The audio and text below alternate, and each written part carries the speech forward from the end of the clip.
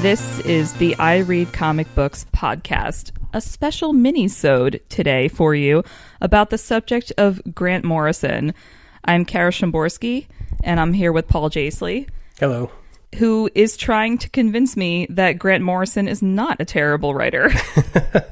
This is interesting because I was thinking about this before we recorded. I've always said Grant Morrison is my favorite comic book writer, but maybe that's not exactly true. I think he's the writer whose work I revisit the most often, which might be sort of a backhanded compliment since it requires rereading to kind of grasp a lot of his ideas, but I find that really interesting. So I was kind of surprised when you had the exact opposite reaction and said that you didn't like his work at all. So, yeah. Okay, so backstory. Picture this. It is 2009, 2009. I'm in college. I am super into DC Comics. I am a college student, so I don't have a lot of money to throw around, but I'm like religiously buying their event books so I can keep abreast of things. And I stayed with them through all of the Infinite Crisis stuff and the countdown, the 52 stuff and the countdown stuff. And then there's Final Crisis. And Grant Morrison is writing this huge event book that I bought everything for and understood none of. And I was so frustrated and full of rage. Sure. That I just, and it's not just that I didn't understand what was happening. It was also stuff like taking Wonder Woman and other really cool female characters and turning them into like soldiers of apocalypse. And I was just so angry with that choice. The combination of me being frustrated by what was going on and being frustrated that I spent a lot of money trying to find out what was going on. It's just like, it was just this toxic hurricane. And ever since then, I have just had this irrational loathing for Grant Morrison's work, which I realize is unjustified. So, I think that's a valid reaction, obviously, because I had a somewhat similar experience where I had read Grant Morrison's JLA book, his Justice League book they did in the late 90s when it was coming out. But that was sort of that's like 97, I think. That was sort of my last gasp as a devoted superhero comic book reader at the time. And then, once I graduated high school, shortly after that, I kind of put it away for a while.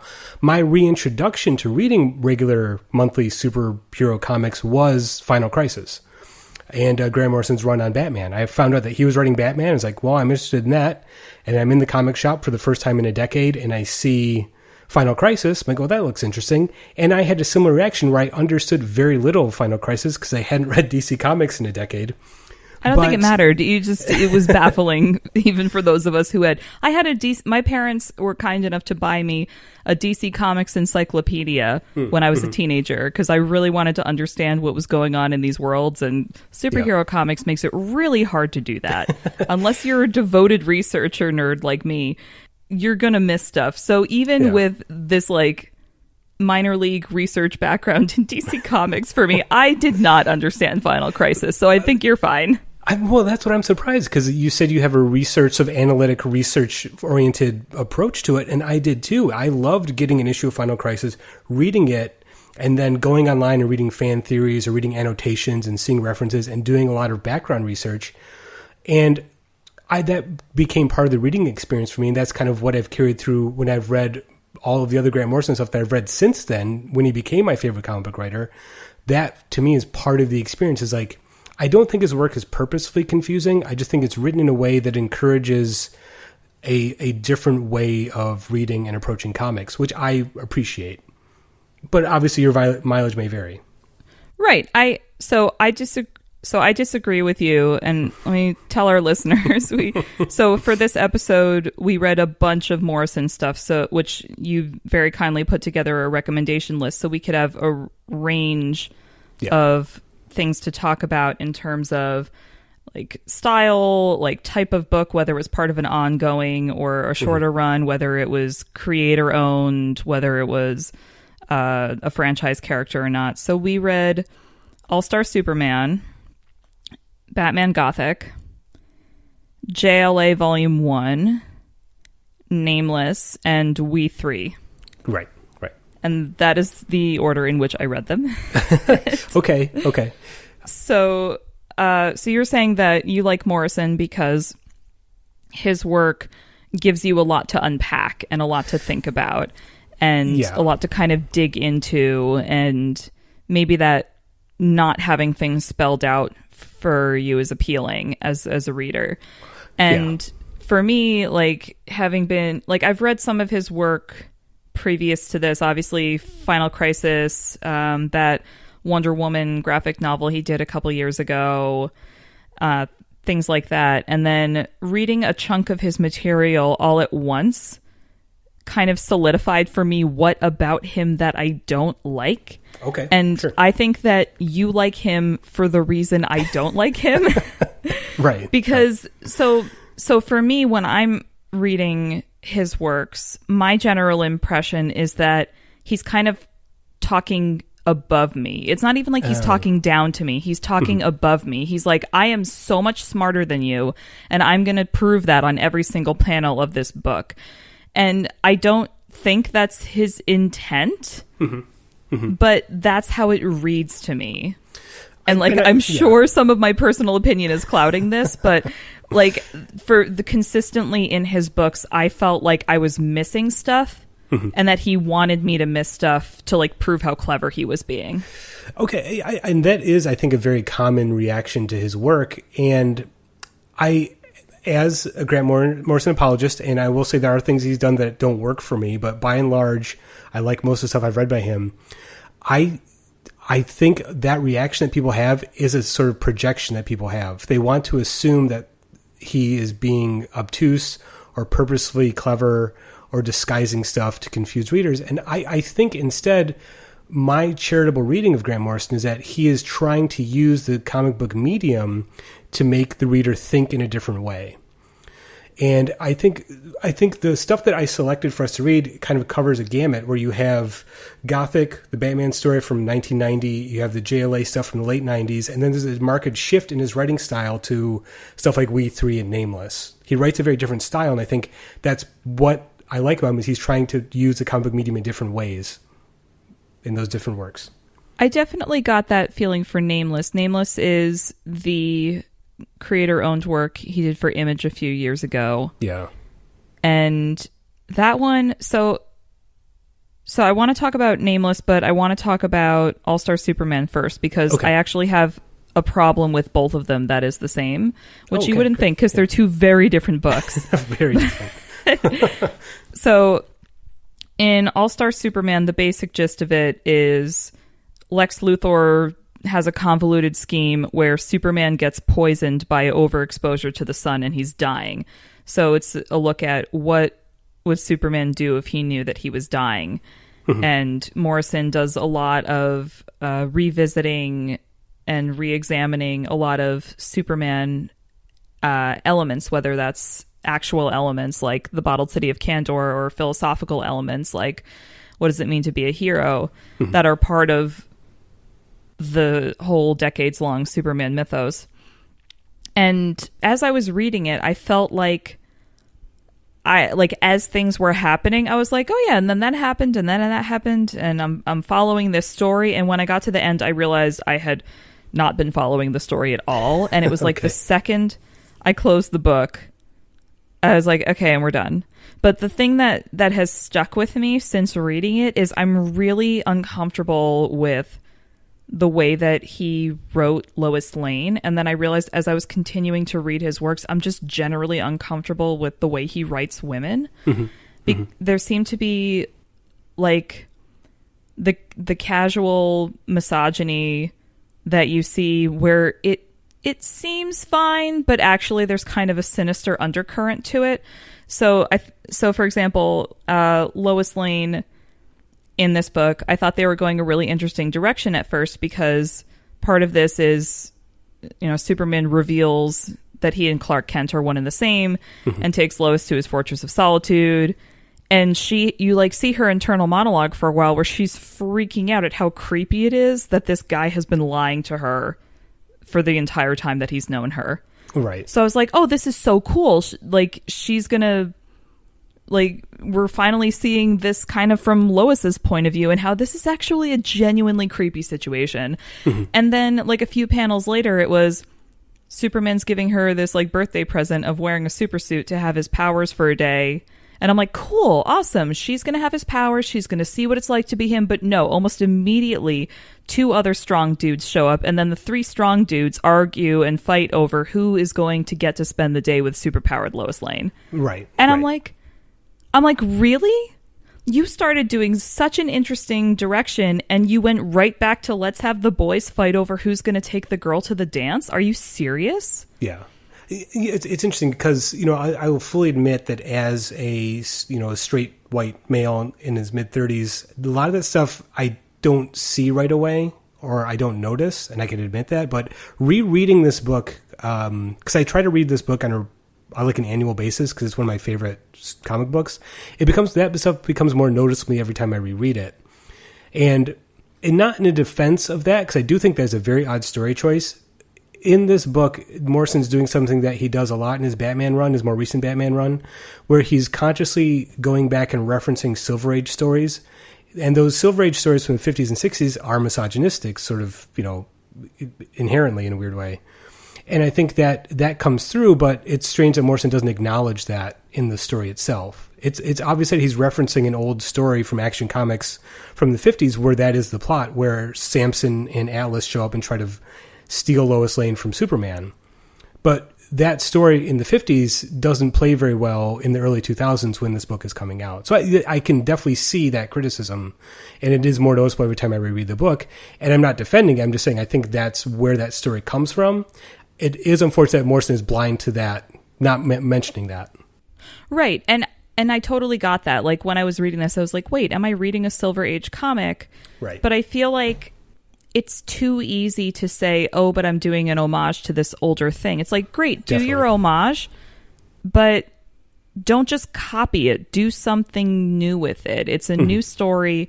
Instead of just lifting this storyline, like, have the plot twist of the guys realize that what they're doing is idiotic and that Lois is a person. Yeah. Or, like, plot twist while the guys are busy fighting over her, Lois like realizes someone is in trouble, goes to save them, and then like ends up out on a date with a cute girl barista. Like, do something that's not what we're expecting from this like 50s nonsense. Yeah, no, I think that's interesting. And as a short sort of caveat or aside right here, I recognize that isn't a lot of Morrison's writing. I think he might recognize that on a personal level, and I think there are examples in his writing that I think he does write very, very well-developed, strong female characters. His Doom Patrol run, I think that's a large chunk of it, is his ability to write a character like Crazy Jane in a very sympathetic, well-rounded way. When he's doing sort of superhero pastiches, it might be an inherent bias that he's writing with that stuff doesn't get brought up enough. But anyway. Mm-hmm. There were some things in this book that I found interesting that I wanted to see more of, that I was surprised there wasn't more of. Mm-hmm. So there was this whole Superman from the future idea, like Superman as his journey through these 12 issues progresses, he encounters versions of himself from the future, but he doesn't know that they're him from the future. Mm-hmm. Or they're his descendants and things like that. And by the time I got to the end of the story, I was just left wondering why more wasn't done with them, or if I felt like I had missed some crucial part. Mm-hmm. That bringing these future Supermen in to see Superman for a book that was like so weighty in its topics covered, it just felt like they were there to be like kind of a gimmick, and that more time should have been spent on them with what Morrison was trying to do. Yeah, I think what's interesting about this book, and I wanted to recommend this book to you because I know you and I have talked about Superman. I know you're a big Superman fan. We share a shared appreciation for the character, and I really like this Superman story. And I think I hesitate to recommend it to people that aren't Superman fans because I think it is so referential to the past Superman stories and things about Superman that I think deep fans appreciate. But the structure of the story is one where I think each issue kind of stands on its own. So I think that issue that you're referencing when you have the future Superman is the story where Superman it's revealed at the end of that issue, that chapter, that Superman was one of those future Supermen, or one of those characters, the unknown Superman with the mummy wrapping around his head. He was going back to see his father one last time because he knew his father was dying that day. So that story and the overarching theme of All-Star Superman is about the idea of lineage. So just the idea that Superman will exist in, the year 85,000, that is intriguing to Morrison. Whether or not he explores the idea, I think him just introducing that speaks to the theme of the book in a way. And then the book, again, this is very spoiler heavy if you hadn't read All-Star Superman, but I would argue that for most of Morrison's work, it's the way the story is told is more important than what happens in the story. You realize at the end of the book, Superman had given the formula he created to give to Lois Lane. He gives that to Leo Quintum, the scientist, to create a race of Supermen in the future. Right? So it's like that future hasn't happened. Oh, is that what happened? That's what happens at the end. That's the last page when you see the Superman. That completely went over my head. Oh, okay. We got to reread it, see? Thank you. Thank you for letting me know what I was reading, because I was confused. The other thing that stuck out to me, which I thought was kind of funny, was how whiny Luthor was the whole time. Great. I really liked Morrison's take on Lex Luthor.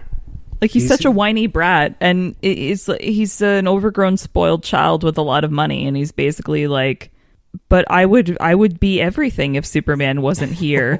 And you're just like, no, dude, like, get over yourself. But he's just so consumed by this idea that he just wants to, like, whinge about it. Yeah. He's talking about what he could achieve or what humanity could achieve without Superman, but all he does is whine about what he could do without doing anything, So there is a popular theory about this book that the character Leo Quintum, who is this sort of, a less creepy Elon Musk type character, who is like this scientist who is, lives on the moon on a base, and he's like, he communicates with Superman a lot. The theory is that character is actually either a descendant of Lex Luthor or Lex Luthor himself that traveled back in time to save Superman. Oh. So I think, and that's something that I never got every time I read the book, but that's the fan theory that I've read. And I think that speaks to one of the things I really like about Grant Morrison, is that I don't think Grant Morrison really cares what is true to the story or what you think happens in the story or what he thinks happens in the story. It's like, if that is an idea that has the story make sense to you, then it's valid. So I think that's part of the thing about what I said about him trying to make the reader think in a different way. And I think he's giving you a bunch of material and a bunch of clues, and whatever sort of sense you make out of it is just as valid as what he intended when he wrote it. Which is a perfect segue to the next book I wanted to talk about, which is Nameless. So Nameless is completely different from All-Star Superman in every conceivable way. It's creator-owned. It is dark and gory and twisted and unsettling. And the reason why I kind of put this in the same category as All-Star Superman is, again, Morrison's approach to women. Because, so this is a book where it's a nice segue from what you were just saying, because this is a book where Morrison is kind of really upfront about this being different and nonlinear and more about a feeling or an impression as opposed to the plot. And so I read the whole thing. It creeped me the hell out. We can get into it a little bit. But so I was reading the trade version with all these really helpful author notes and back matter, where Morrison was explaining some of the references that he put in and his general thesis. And his general thesis for this book is that the book is a call for women to rise up and claim their destinies as the true hero of the world. And what? That is absolutely not what I got out of this book, because there's there's a few women, but the story is definitely based around a dude.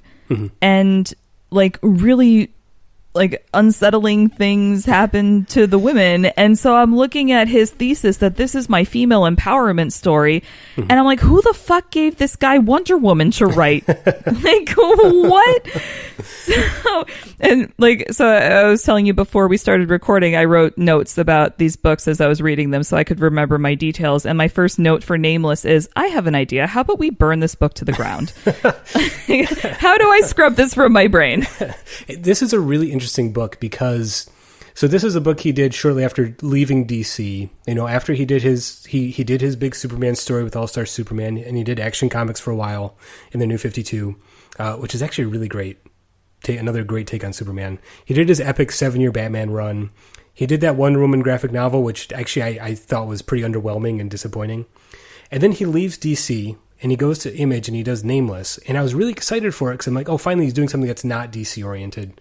And he's doing it with Chris Burnham, who's a fantastic artist. And an artist I think gets Grant Morrison and can do Morrisonian meta-narrative in a really great way, artistically.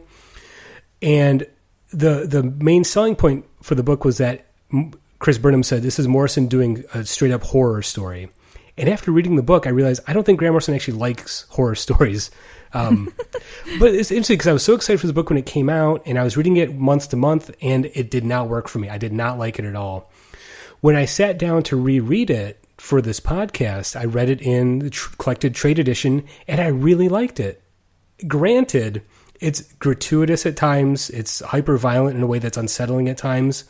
But I understood the structure a lot better the second time around, and I could see that Morrison is trying to do that David Lynch thing where he's making a story that has no linear narrative but functions on dream logic to make the reader not have a solid through line of events chronologically, but put things together thematically as they read the book.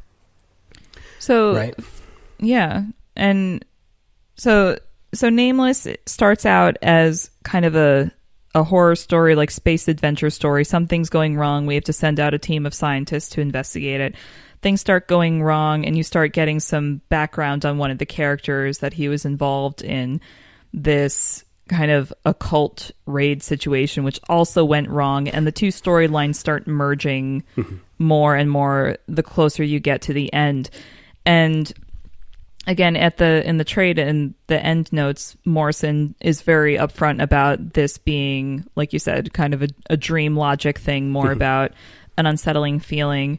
And there's a lot of magic going on, a lot of divine forces being referenced, but again, in a really horrifying way. And while reading it, I felt uncomfortable reading it. Again, this was like late at night, I'm reading this like in the dark, maybe not the best plan, and it really felt like I was maybe unleashing occult forces just by reading it. Sure. And I did not like that feeling. Like, I ended this book and wanted to scrub my brain because it felt like I was doing something wrong by reading it. Yeah, I kind of like that vibe. You know, I like a book that sort of feels dangerous and unsettling in that way. I can't in good conscience recommend it because it is incredibly graphic at times, and you might unleash some sort of, you know, ancient demonic force while reading it. I don't know. That's what it felt like.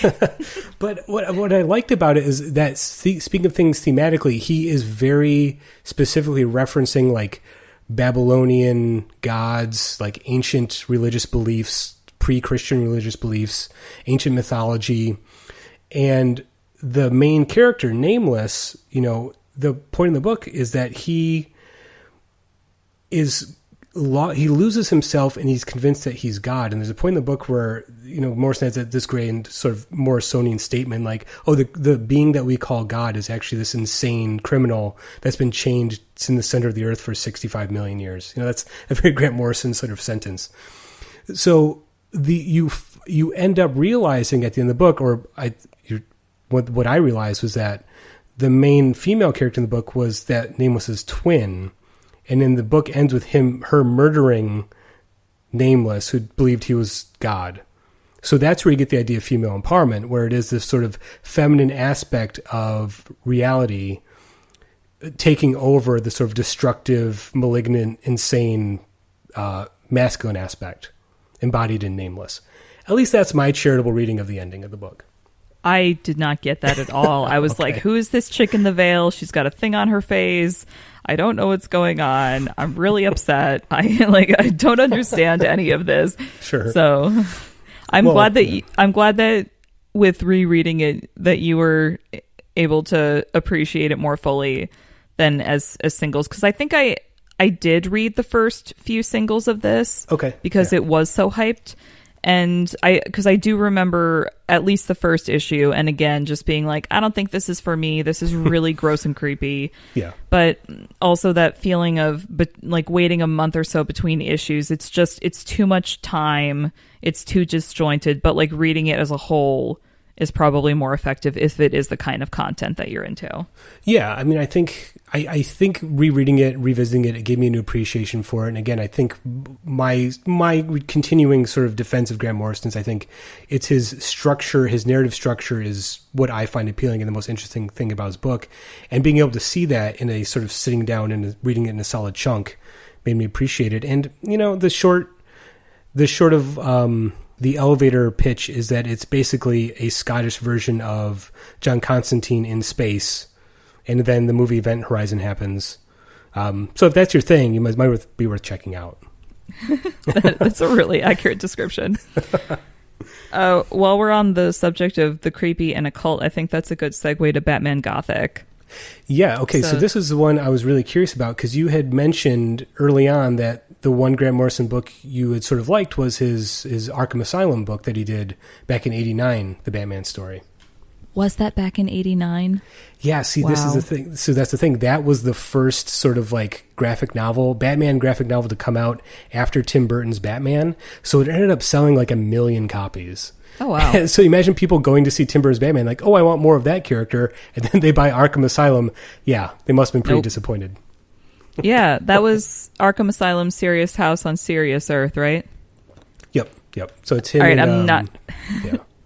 I'm not going to lie to you. I read that solely because it was what a Joker Batman /fic that I read that I really loved was based off of. Oh, that makes total sense, yeah. Okay, so Batman Gothic, of the books that you made our reading list of, actually I liked this one. Yeah. Genuinely liked this one. Like, this creepy Batman is awesome. And I felt like this story as a whole was like a Hellboy story, but with less wisecracks. Okay, yeah. And it was like arcane and dark and letting the reader connect the dots, but like not full on creepy, gross, unsettling, like Nameless. Like, I think that's past my threshold. But sure. Batman Gothic, I felt fit with the like darker corners of Batman's character, where you're like, okay, and the general one of this one is it's a Batman story, and the mob starts getting like picked off one by one. These mob bosses get killed by this guy they say is unkillable, so they solicit Batman's help, and Batman's like, no, you guys suck.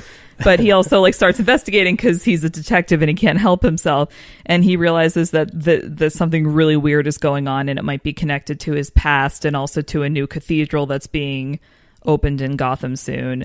And it all ties together so nicely. And there's like a few plot twists towards the end that I did not see coming and really liked. My one huge criticism, or like maybe not criticism, but the thing that I did not like about this is I don't think it makes sense that Bruce Wayne as a young boy was abused or harassed in any way as a child, because my reading of Batman was always he was like this normal innocent kid until his parents were murdered. So like basically anything bad that happens to him before that point, I'm like, no, that's not appropriate. I do think that is kind of interesting how Morrison made a point of tying the villain into Batman's past in a way, but the sequences where Bruce Wayne remembering his childhood feels so dreamlike. That's that thing where it's like, well, maybe a kid is misremembering something, or misremembering, the past, and it feels dreamlike and unreal in a way. So that is kind of odd to me, that the necessity to kind of tie everything together. But I'm glad you like this story. I think in terms of a Grant Morrison story, it is a very straightforward story, and I think it speaks to what I was hinting at earlier, where Grant Morrison's work in the late 80s, early 90s feels tonally very different from his more recent work, where there's a lot of dialogue boxes, there's a lot of description. It's not as sort of broken up narratively. There's a through line you can follow, and all that, without getting too much into his biography, that I think that's stuff that he writes before his alien abduction, where he starts, and afterwards he starts using comics to sort of explain his theory of how time and space work. Oh. So, yeah, that's a whole other topic to discuss. Oh, boy. Well, we can get into that a little later. But I like this story a lot because it pretty much is a straightforward Batman story, unlike Arkham Asylum, which is an attempt to psychoanalyze the character. This, I think, feels like a conscious effort of Morrison to say, I'm going to write a Batman story where he flies the bat plane and, he escapes from a death trap. And I love that sequence in the last issue where, like, he's tied on, like, the elaborate Rube Goldberg death trap. And you don't see him escape. He just is out of it. It's like, okay, well, that was easy. And you kind of, like, don't see how he does it. It's beautiful. There were definitely, like, a few moments in this book where I was like, you intellectual asshole. Because there's this scene where, like, one of the mob murders happens concurrently with them watching Don Giovanni. And it's happening like during this really intense famous scene where like the devil is on the stage, and I only know that because that's the scene that's used in the second Sherlock Holmes movie with Robert Downey Jr. Okay. But like, if I'm not an opera goer and I don't have a weird memory for Sherlock Holmes media, like, I'm not going to know that that's the scene that's happening in that opera. Like, I'm not going to know that that's that opera. I'm not going to know that it's that scene. And I'm not going to know how that is a very intentional choice based on what happens later in the book. So I was like, oh, you clever bastard. But how dare you, like, alienate most of your audience? Well, it's funny because I didn't know any of that. I know nothing about that opera or why that scene was chosen. It felt like an important moment. So I think maybe I'm a sympathetic enough reader at times to kind of say, like, if I don't understand it, that's kind of fine, you know? Yeah. I just thought, I was like, ooh, that's so good. But also, like, you couldn't have had like a program in the audience that said Don Giovanni so that people actually, like, even just saying the name of the opera somewhere. Right. Yeah. I think it does come up at some point, and I can't remember exactly where, but I do want to mention my favorite thing about this story. I like Klaus Janssen's art. I think it is kind of like sort of scratchy and sort of dark in a lot of times, a lot of ways. But my favorite thing about the story is the way Morrison writes the relationship between Alfred and Bruce. And oh, yes. I've never seen anyone else write him exactly that way. Not even in his later Batman stuff does he do it this well, where Alfred's humor is so dry and he's constantly cutting down Bruce, and saying like, oh, it's a little late to be going out, isn't it? Or like stuff like that. But there's a moment toward the end of the book where they're eating lunch together. And there's always scenes where Alfred is bringing Batman food in this book. In a lot of Grant Morrison's Batman stories, that must mean something. But they're eating lunch, they're eating sandwiches, and Batman is just like going off about how everything's connected and basically giving a narrative or an exposition dump to Alfred, and Alfred just sort of humoring him.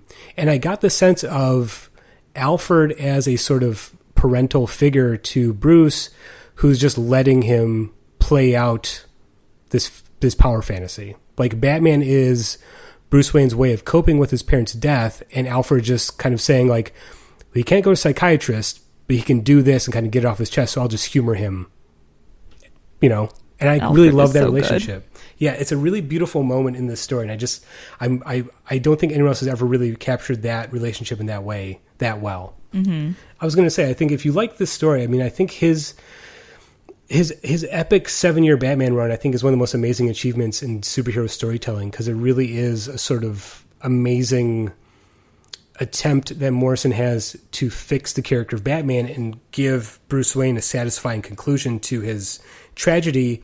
And then over the course of 7 years of writing the character, Morrison realizes that Batman's inherently broken and can never be made whole or never be healed. And it ends on such like a weird bummer note. I think it's a really beautiful story. Unfortunately, it's told over like 7 different series, so it's hard to kind of read it all in order, but it's some really amazing comics in that 7-year Batman run. If you like that character, I cannot recommend that stuff highly enough. I think the 7 years of content thing is a little a little daunting. It's overwhelming, yeah. I did have a few more like little notes about Batman Gothic. Oh, sure.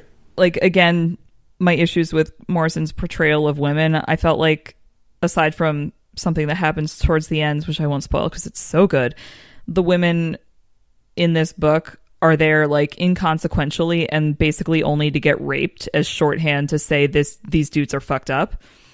And it's such lazy storytelling. I'm like, dude, you're pulling out all these intellectual references and you can't think of something more creative than that guy raped a woman and therefore he's a bad dude, but like, don't worry about her.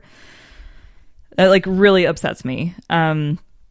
Like, because it's like making a casual perpetuation of narratives for violence against women. Yeah. And also because it's such an overused trope, it's so lazy. I'm like, you're being a misogynist, but you're also being a lazy writer, and both of those things are bad in different ways.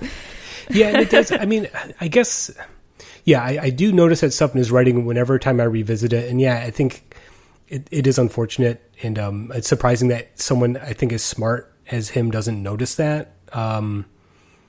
But the thing you're hinting at toward the end, I mean, it does turn into sort of I read it as a revenge narrative at the end. I think it's the same character that shows up earlier in the story is the one at the end. But that doesn't excuse it. But right.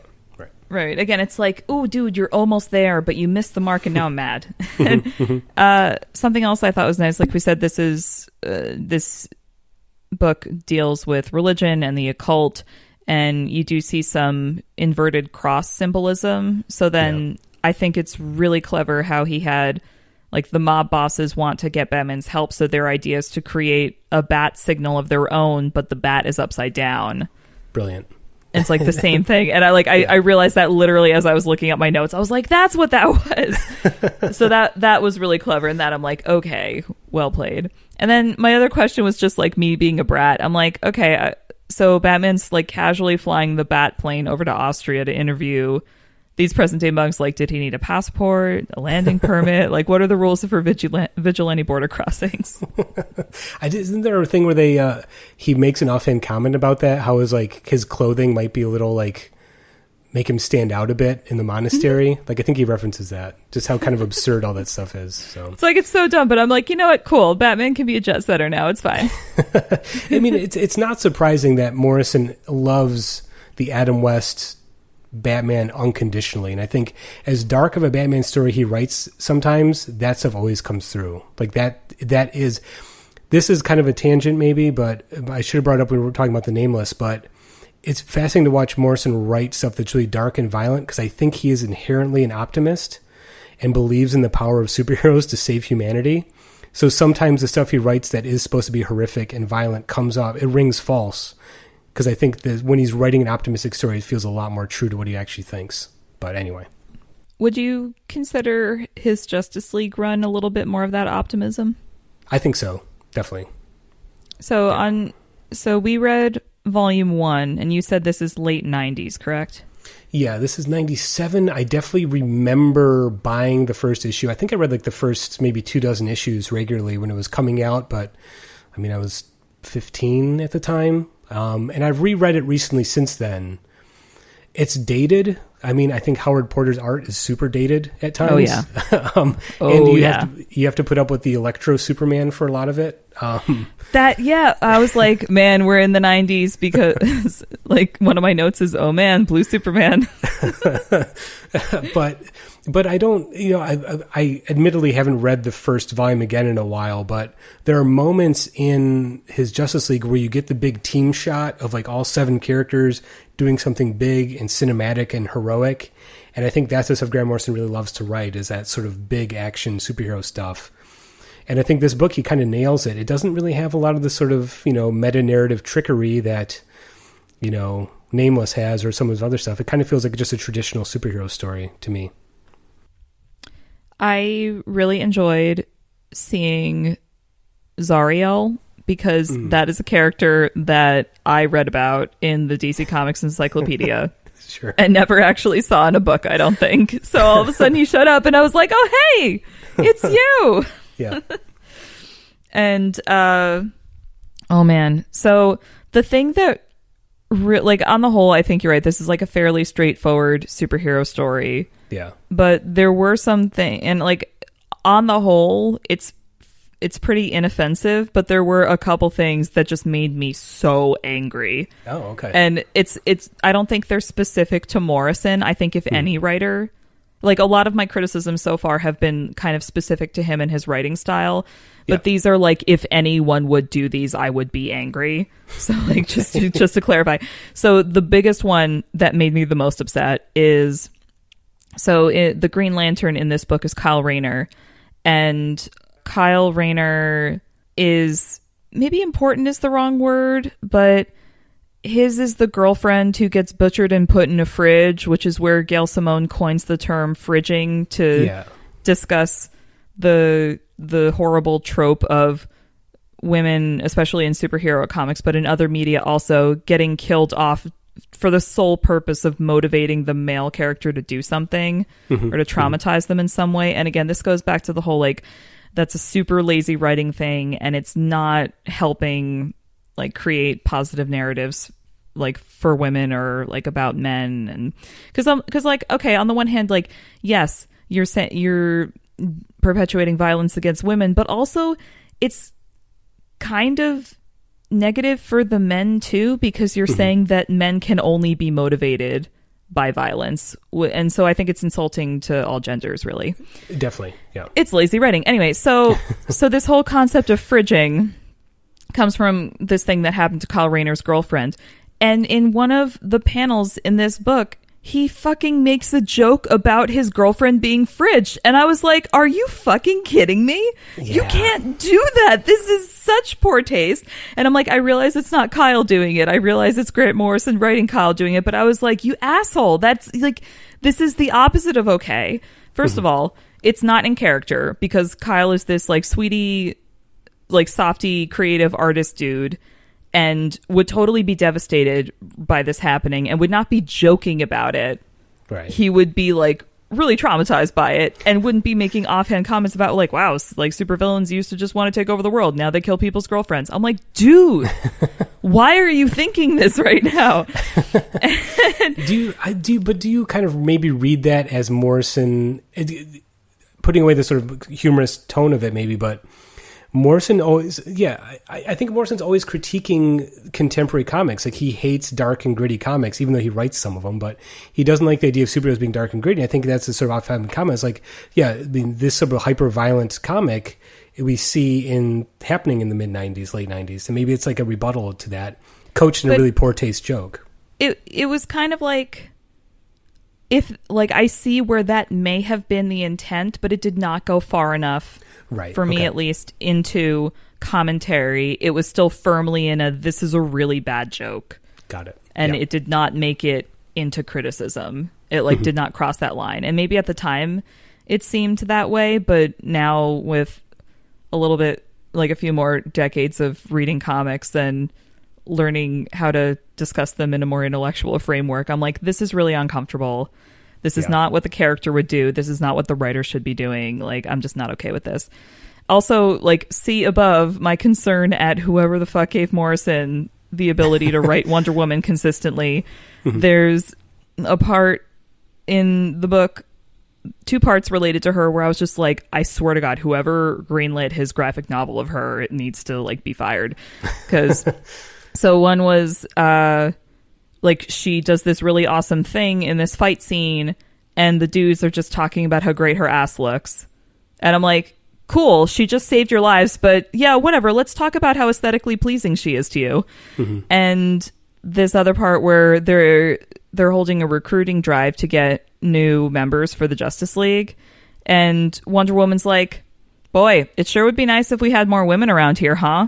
And then they don't do anything about it. I'm like, guys, you can't. Again, this is like Morrison. I see what you're trying to do, but just because you say you should do something doesn't mean it's the same as actually doing it. Like, you know, there are not women in the Justice League. Fill up that roster with women, dude. You're the writer. You have that power. Yeah, I mean, yeah, exactly. He creates characters for this story. He creates Zuriel. He creates Aztec for this series. He could have easily created another female character or several more. So, yeah, I'm like recognizing that there's a problem is not the same as solving it. Like, if you see the problem, like, recognizing it is just the first step. Like, do something about it. All of that said, I see why Morrison wrote Batman forever, because he gets him. He gets him so well, and that shines really brightly in this Justice League book. Like, yeah. So you get, I mean, it's interesting that, so you read, I think Gothic is very much Morrison doing a sort of traditional Batman story. By the time he gets to JLA and his Batman run, he's sort of like rethought the character. So this is, the JLA run is where we get the birth of the sort of hyper superhuman strategist Batman, where he can solve any problem, right? That's his superpower, is being able to solve any problem, being the ultimate strategist. They did do a little bit of the exploring how Batman can be part of the Justice League when every other member is superpowered, right, and can do these incredible physical feats. And everyone's like, well, you're just a dude. And he's like, the best dude. I enjoyed my favorite Batman moment in this volume was when it was, I think, one of the bonus stories where they're debating whether or not Blue Superman should be allowed into the Justice League, because they're not really sure if he's Superman. Right. And like, without even turning around from like the microscope he's looking through, Batman's like, it's Superman, he's in. Why are we having this conversation? There is no conversation. It's Superman. And I'm like, Batman is the most like paranoid freak on the planet. And for him to be like so immediately trusting of Superman is like really adorable, but also so in character, because they've done so much together. Like, of course he implicitly trusts Superman. Yeah. Yeah, I think that's really interesting. I kind of forgot that moment, but I think this is where you get Morrison sort of reinventing Batman in a really interesting way. And it's sort of the joke about Batman being able to do anything just because he's rich and really smart. That, I think, that comes from this version of Batman. And I like the idea of that. I see that. I like the idea of Morrison being attuned to Batman, because Batman is a character that kind of has gone through innumerable different versions. So a character where you have, you know, the Michael Keaton Batman, you have the Adam West Batman, you have the Batman from the comics from the 30s, you have the modern day Batman. For Morrison, those are all valid interpretations of the character. So I think that's something he really finds interesting, how you could have one character that kind of fits in any type of story and fits in any type of interpretation. I think that's why he's worked so well with that character. Mm-hmm. But yeah. Another character that I really liked in this book was Aquaman. Because, so, like, I grew up watching the Super Friends reruns, and obviously that was, like, my first exposure to a lot of these characters. But then I'm just so into the Bruce Timm-verse Justice League and Justice League Unlimited series, where it was, like, Aquaman as I had never seen him. He had, like, a missing hand, he had a hook on that hand, he had long hair, he had a beard, he was really gruff and, like, irritable, and just so opposite from all the other versions that I knew. And when I realized that the comics kind of kept going to back to like the Super Friends version of Aquaman, I was like, but what about the Justice League dude? And that Justice League dude is in Morrison's Justice League of America, and I was so hyped to see him. But he makes that great joke where I think it's in this first volume where the first story is like these like other superpowered beings show up and they try to solve all the world's problems, and they end up stealing like a bunch of water from the ocean to irrigate the Saharan desert. And Aquaman's in the Justice League moon base. He kind of says like, oh yeah, they just stole like 500 million gallons of the Pacific Ocean. I know that because a tuna told me. Don't ask. Like, it's like the best Aquaman joke. So it's just like, you do you, Aquaman. It's like, I love this type of, they've done like other similar versions of this Aquaman, but the Aquaman who's like a bit of a badass I really love, because I'm like, or like he's the king of Atlantis, he's the lord of the seas, and it's so easy for the surface dwellers to just write him off as the dude who talks to fish. And I'm like, Earth is mostly water. Earth is basically all water, and this is the dude who's in charge of it. You better show him some respect, because he's the one who knows what's up. Yeah, exactly. So my question to you then is, as a noted DC fan, do you find that Morrison's interpretation of the character, given this is particularly the late 90s versions of the characters, does it ring true? 90s. I mean, I think I think there are certain writers who fit the aesthetic of one of the big two universes really well.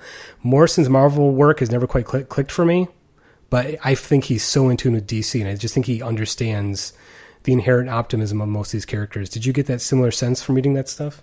I don't think it's the optimism. I think it's his kind of underlying obsession with divine forces the powers that shape this world, because the thing that really separates DC from Marvel, that DC kind of hates about itself. I get this feeling that DC like really hates what it is in a lot of its work. But the thing is that the DC characters are basically gods. And they can do these incredible things, whereas Marvel characters are defined by their flaws. DC superheroes are kind of defined by their lack of them. Okay. And so I think that Morrison does DC characters well because he is so obsessed with those ideas of power and divinity and what you do when you have such like intense influence around the immediate world around you. Yeah. Wow. Yeah. I didn't think about it in that sense. Yeah. That does ring true then for me. Yeah. Oh, like that said, having just read this first Justice League volume, I think he does that very well for the male characters. I think his portrayal, there's really only like one or two women in his entire first volume of Justice League that have any significant number of lines, and I think he could have done better. Definitely. So, like, I think he can write men. I just think that he keeps forgetting that women are people too, which is like alarming from such a smart dude. Mm-hmm. I do think that's true. I think it might be an age thing. You know, he's probably in his early to mid 50s at this point, and just that generation might not be as aware of it. But again, as someone I think is very clever and attuned to pop culture trends like Morrison, it is alarming that he still falls into that trap over and over again. Yeah. I think the female character of these books that we read that felt the realest was actually the Doctor in We Three. Yes. Which is the last book that we have to really talk about in an in-depth way today. And that is one where you put it on the list, and I had just never heard of it before and had no idea what I was getting into. And it's another book that really upset me. But I thought but I could also kind of step back and appreciate how cool it was. Yeah. So the basic premise of We Three is there's a secret government facility that is experimenting with turning animals into war machines. And this like female doctor is the kind of like the head of this program, but not the top person. So she's not totally in charge, but she's the one working closest with the animals. And even though she didn't have a lot of lines, like no one really had a lot of lines. Right. And so, and I felt like I could still get a sense of who she was more so than the other characters. So this was like the one example where I was like, okay, maybe you're not the worst at writing women. But of the human characters in the book, she's the only one that has any semblance of like empathy or understanding.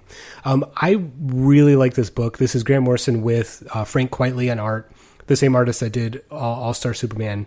And I think maybe because they're both Scottish and have known each other for a long time, but they have such a similar approach to comic book storytelling that it's almost like you're reading the comics and you think that they're just one mind making the comics. You know, there's not that sort of division of labor where it's Morrison writing and quietly drawing it. Specifically in this book, because the reason I like this book so much is, again, that theme of him trying to use comics to make you think differently. And this book, large chunks of this book are attempts to show how the animals experience time and space. So a lot of the page layouts and action sequences are done in these really inventive ways that are not the standard comic book panel layout. They're attempts to show how a cat sees motion, right, and moves through motion. And I think that's the whole point of this book is Morrison is a noted animal rights activist. Large chunk of his Animal Man run from the 80s is explicitly about vegetarianism and animal rights. And this book is an attempt to do a story that explores what it means to be an animal without necessarily anthropomorphizing the animal characters. And that's why I like it so much.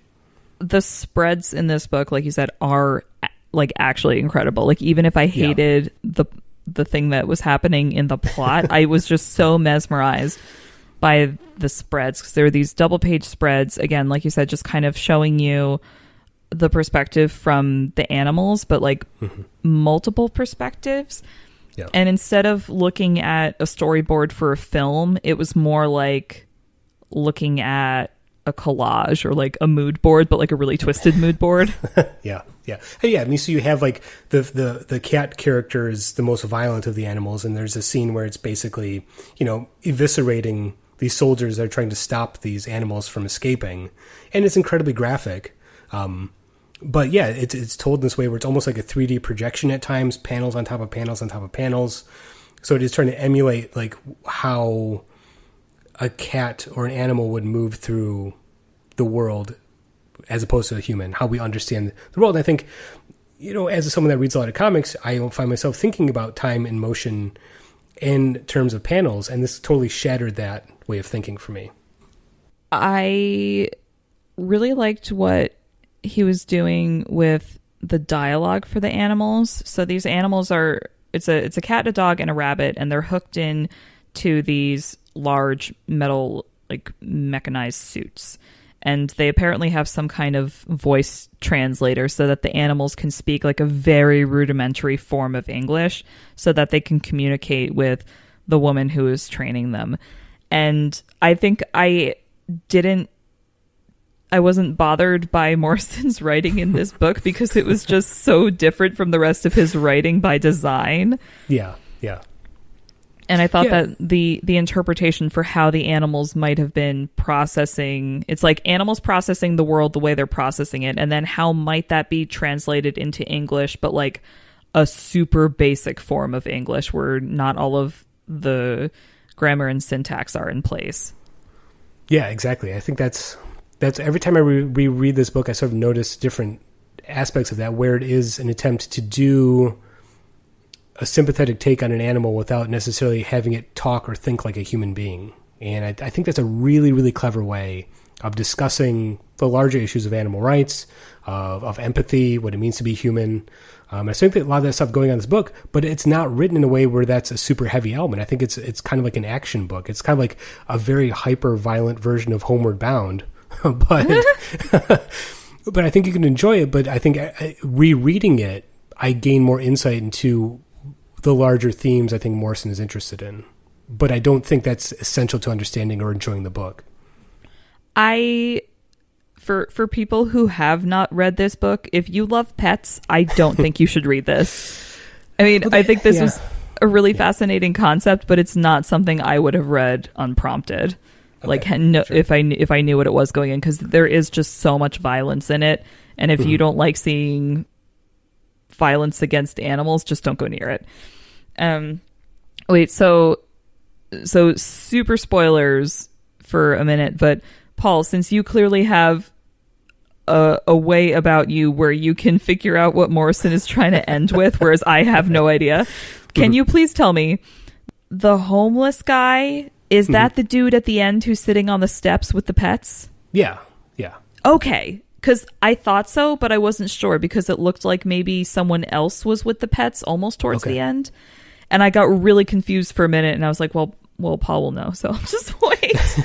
So you have, again, it's this book that I think it operates not on a sort of straight linear narrative where you kind of have to put these things together, where there's a point early in the story where the animals run into a homeless man who kind of covers for them. The soldiers show up and say, have you seen these animals? And the guy's like, no. He actually says, like, screw you, fascist assholes, or something like that. And then later on in the book, the last page, you kind of see the animals who had escaped being sort of taken care of by this homeless man. And I assumed it was the same character. You also had one of the main scientists who they had hinted at, I think, had a romantic relationship with the female scientist, sort of realizing the error in his ways, and gives the homeless guy like a couple $100 to take care of these animals that he recognizes. So the ending is like a really touching ending. I didn't get that at all. Okay. I guess the lesson here is you have to reread Morrison books, right? But I don't want to. Like the only one that we read here that I would want to reread is Batman Gothic. Interesting. Okay, so maybe we can kind of, we've been talking for a while, so maybe kind of wrap up with some things, because personally, I could talk about Morrison forever, but it's interesting to encounter a very different take on his stuff, even though I think we can both see what he's doing, right, and give a somewhat charitable reading. It's interesting just how it works for me, and the exact same things don't work for you. I just find that really fascinating, how a writer can have such different reactions. But that's also art. Art, you know, you hear all the time, art is subjective, but it really is true, because you're coming into each piece of art, whether it is a painting in a museum or a comic book or a TV show or a film or a piece of graffiti, you are looking at that piece of art with your own perspective and your own baggage and your own opinions. So as we've very clearly illustrated in this episode, we're looking at the same thing and we see sort of the same things, but we have wildly different reactions to it. It is kind of a shame, I think, that we didn't get a chance to discuss Flex Mentallo, which is, I think, sort of if you want a sort of Cliff Notes version of what I find interesting about Grant Morrison, that is the sort of 4-issue miniseries to look at. It spins out of his Doom Patrol book, but it does all the things I like about Grant Morrison in a very short, concise way. And it does end with him basically saying that the idea of the superhero will liberate and save humanity, which I think is such a beautiful idea. If you want to go further, I would recommend, obviously, his Doom Patrol, because I think that's stuff that's written around the same time as Gothic, so has a similar tone and style. And it is a book where I think he's exploring ideas of identity and gender and transgender identity in really interesting ways, using a lot of obscure DC characters. So that might be something that might scratch your itch for Morrison. I was talking about this episode earlier with some of my coworkers, and one of them was kind of familiar with Morrison's work, and he was like, yeah, it's kind of like he's trying to be Alan Moore but doesn't quite get there. And I'm like, I don't know if that's quite it, but yeah, they're kind of on that similar like super intellectual, trying to do a lot of things in each story, definitely going in with a clear vision kind of thing. I think that is a huge can of worms. That's for another discussion. I know. I'm sorry to break that out at the end. I just remembered it. I will say there is a very historic acrimony between those two, where Morrison very early in his career was trying to emulate Alan Moore and then very quickly realized that that's not going to work. And he oftentimes presents or does work that I think is an antithesis, and an intentional antithesis to Alan Moore's writing. There are times where he mocks it. In Doom Patrol, he has a character that is essentially John Constantine and a parody of John Constantine. I think he is a lot of his references are done in a way to sort of point out how silly it is to reference literature and stuff in comic books. I think Grant Morrison loves superheroes in the way that for the reasons Alan Moore doesn't like superheroes, right? I do agree with that. And I might have to find the article to share with you. I did a few years ago find a really fascinating article someone wrote that poses that Alan Moore and Grant Morrison are dueling wizards who have been doing wizard battle in their comics against each other for the past 2 decades. Oh wow! And if that doesn't sound appealing to you, I don't know how to help you. Like that's the kind of stuff I don't know how to help you either. I would love that. Please find that and put it on Twitter so everyone can read it. Absolutely. So. I don't know if I convinced you to like Grant Morrison, but I don't know if I wanted to. I wanted to present the things I found interesting. And Kara, I want to thank you for illuminating some issues with Morrison's writing that maybe I was blind to as a fan. I think that in reading the choices that you gave me to read, I ended up hating him more. But I also as opposed to it feeling like an irrational thing, I feel like now I have the material to back up my opinion. But that said, like through our conversation, it is clear, as we said, that we see similar things. We just have different reactions to it. So I'm really glad that you took the time to have a conversation about it with me, as opposed to just saying you're wrong and leaving it at that. Yeah, no one wants that. So I guess the lesson here is that sometimes you should read things that are out of your comfort zone, and and have a friend to discuss them with. It always helps. Yep, talking about comics is as fun as reading them. Exactly.